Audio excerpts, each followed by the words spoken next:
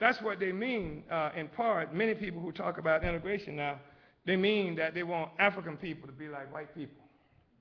And even that is not good enough for what constitutes a nation. But so a sense of sameness is clearly a factor in deciding, in looking at the concept of a nation.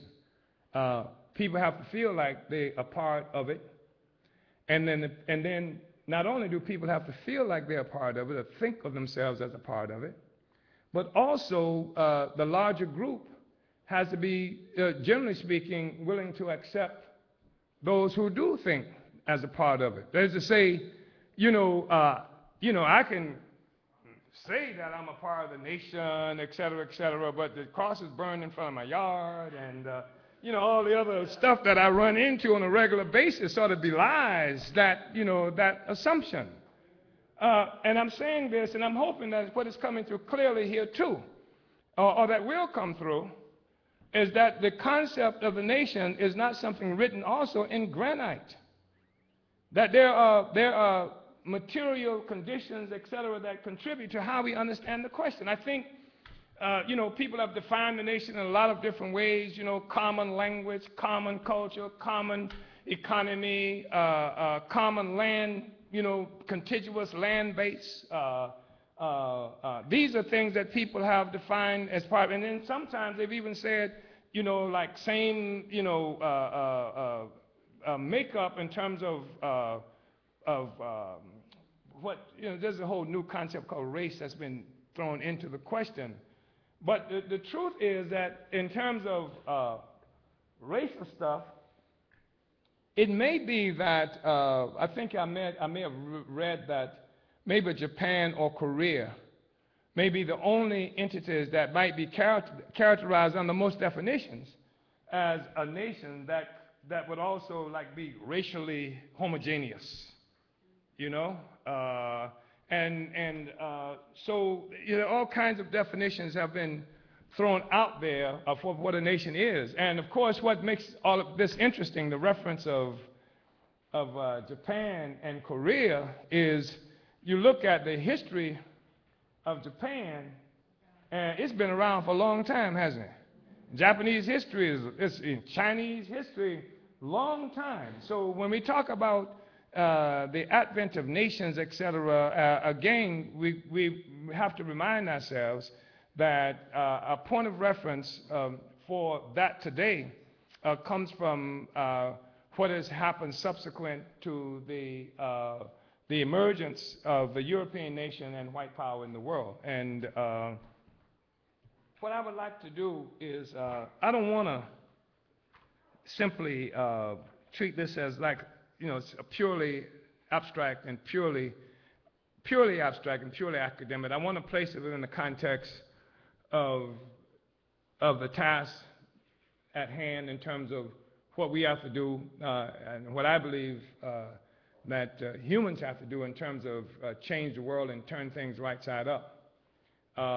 It's be worth asking the question about the advent of the European nation. I think it's really interesting that these writers refer to the 19th century as the age of nation building. They don't say that's when the nation building process started in Europe. There's, you can point earlier to that, to what was consolidating what they were calling nations at the time. And the other thing I want us to really keep in mind is in this discussion about nations, in almost every instance you will hear the reference of nations and states, like the nation state coming together.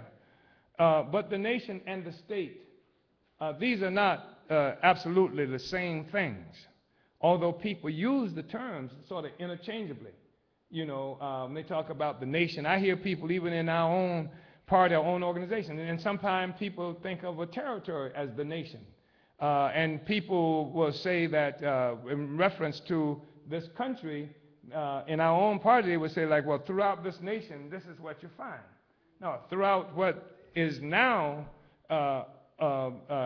controlled by the U.S. North American state, throughout what is under the authority of the U.S. North American state, that might be the case. And that includes immediately this territory that we know as the United States of America. But the state and the nation are not necessarily the same thing. They are not the same thing, but the fact is that when you talk about the state, what is the state? Because here too, there's a lot of mystery associated with the notion of the state. What is the state? You know, we talk about the United States of America. We talk about, the state of Florida or Mississippi, etc. But the state is something that has been around for a long time too. And the state, longer than nations in Europe, there has been the state. And the state is an organization of coercion that emerges in human society at that time in society that it is riven or divided between haves and have-nots. And those who have do so as a consequence of exploiting the value or resources of those who do not have. So there's no need for a state except you have a society that is split, that is riven, that is split between haves and have-nots. The state is an instrument of coercion. It is an organization consolidated, with the bureaucracy, an organization of coercion, of force. And every social force in power, which is historically has been the bourgeoisie, of course, wants a monopoly of violence, of force. The state represents that monopoly of violence in the hand of the ruling class. The state is that instrument that will allow, in a situation where you have these polar opposites of poverty and wealth, how can you explain that you live in a city where there are people who are standing on the underpass with styrofoam cups, or they are self-employed, that what they do all day is hold up little cardboard signs written, give me some money, please, I'm hungry, etc. How can you explain that on the one hand, and sometimes they do it right across the street, or they do it outside convenience stores, with their little styrofoam cups. And in the convenience stores and in the supermarkets right around the corner, there are shelves filled with food. It's not like they have a little bit of food. It's not like even after all the customers who spend money are gone, the shelves are bare. There's a whole bunch of food in there. What is it then that will allow somebody who has nothing to eat? I was at Publix the other day, and I saw that a woman with her baby was arrested for shoplifting. How do you have a situation where there can be that kind of hunger on the one hand, but on the other hand, you've got all of these stores filled with food? Why don't the people just go in and fill up the car? They got plenty carts to pick up one out of the parking lot, right? And bring it on in, and then fill up your cart and get what you need to eat, feed yourself and your children. How can that be possible? Why don't they do that? Why doesn't anybody do that? Because if you do it, the police is going to come, right, and put you in jail. That's the state.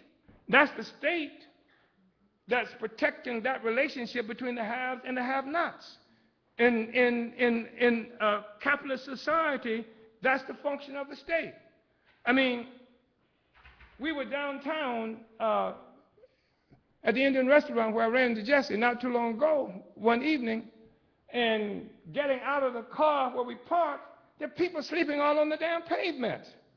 How many houses since you've been here have you passed and seen for sale, for rent, empty, etc.? What the hell are the people doing on the pavement? If they take themselves into one of these empty houses, the state intervenes, because the state protects private property. It protects the status quo. That is the state that's in action. And then the state, as an organization, it also interacts with other states, with other places. And so it has to have armies and navies and military forces, etc. So the state, you know, is an organization of coercion. It's the police, it's the court system, it's the jails, it's the military, etc. That is the state, and its purpose is coercion. Doesn't matter if it's a socialist state or a capitalist state. The point is, that's why the anarchists can't stand the state at all, because the purpose of the state is oppression. It's just who gets oppressed. That's the question. And if you have an exploitative social system, a system based on exploitation, with its origin in things like slavery and genocide and what have you, that in order to maintain this relationship of the enslaved peoples here and around the world, you have to have this capacity for violence and oppression. And you have to have a monopoly on it. You can't allow anybody. That's why they put up signs in the most impoverished communities around this country that we'll give you some money if you turn over your guns. You're hungry enough, we starve you enough, get rid of the guns. Because to be hungry and armed too, the state demands a monopoly on violence, right? So the point I want to make is that in the development of what we know as like the European nation, that you had the emergence of capitalism. Capitalism was a social system that emerged, and we'll talk about that. I'm going to say more about it than now. And to protect this relationship in various territories, the rulers, the ruling class in these specific places had achieved possession of what we now know as state power. That might have been some place that we now call France. That might be some place that we now call Italy. We have Italy, now we have to create Italians. And that might be, you know, a place that we call the United States of America. That this state apparatus and how these states got emerged also, you will find of some interest. So you have this capital emerged, but it emerged in specific places. It emerged with a specific bourgeoisie, with specific interests that was usually defined by territory. And so this is how the state emerged. And so now we have what is referred to as the French nation and the English nation and the American nation and all these other nations that I've always found it extraordinary. And because I've read and heard about how, you know, the French and the Germans and the British and all, they're so different. And try as I may, I haven't been able to discover it. I see different languages, I can't find it.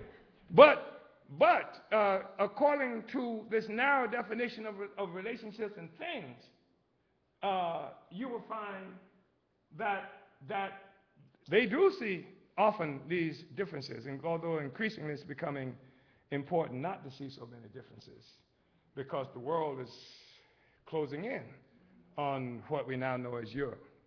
So what I would like to do, unless somebody wanted to jump in and say something or raise some issues. Let me do this first before you jump in. I've got this book, One People, One Party, One Destiny, and I'm just going to read some. And I'm going to read under this about the subhead, APSP bears mantle of Marcus Garvey. And it says, for centuries, Africa and her dispersed children have suffered concentrated attacks by imperialism. These attacks resulted in the forcible dispersion throughout the world of millions of our people, while Africa, our national homeland, was captured and divided into territories to facilitate the theft of our resources. False borders were put in place to thwart our resistance. This imperialist assault has made Africa the essential factor in the development of